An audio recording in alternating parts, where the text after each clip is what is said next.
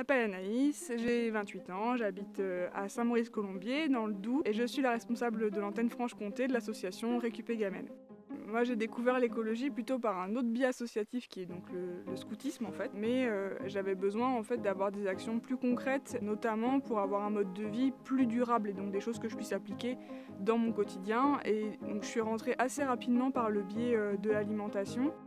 L'association Récupé Gamelle, ce qu'elle fait au quotidien, majoritairement, c'est sensibiliser à la lutte contre le gaspillage alimentaire. À la fois à travers des jeux, des quiz, et aussi à travers des démonstrations de recettes anti-gaspi. On fait déguster pour montrer que oui, c'est bon, et que c'est bien mangeable, et que c'est pas juste joli. Notre but, c'est que chacun puisse reproduire ses recettes à la maison. Donc ça doit être fait avec du matériel lambda, du matériel qu'on peut trouver dans n'importe quelle cuisine, et avec des ingrédients pareils qu'on va retrouver facilement chez soi. La vraie victoire, c'est quand je sens dans la manière dont la personne est convaincue par la recette, quand je sens qu'elle va le refaire chez elle, pour moi c'est gagné.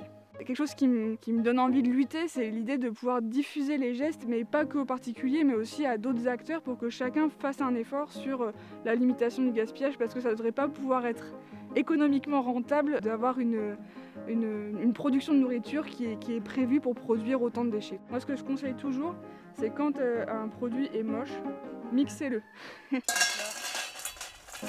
L'important pour moi, c'est de savoir changer son regard par rapport à l'aliment. Dépasser l'apparence et essayer d'expérimenter des recettes qui permettent de modifier ou de dépasser les a priori un peu négatifs qu'on pourrait avoir vis-à-vis d'un fruit ou d'un légume qui serait difforme ou un petit peu abîmé.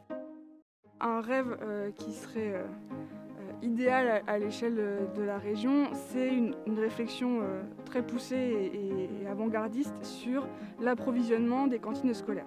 En fait, pour moi, il y a un vrai enjeu parce que c'est là où la collectivité publique et l'enjeu public rejoint la question de l'alimentation en direct.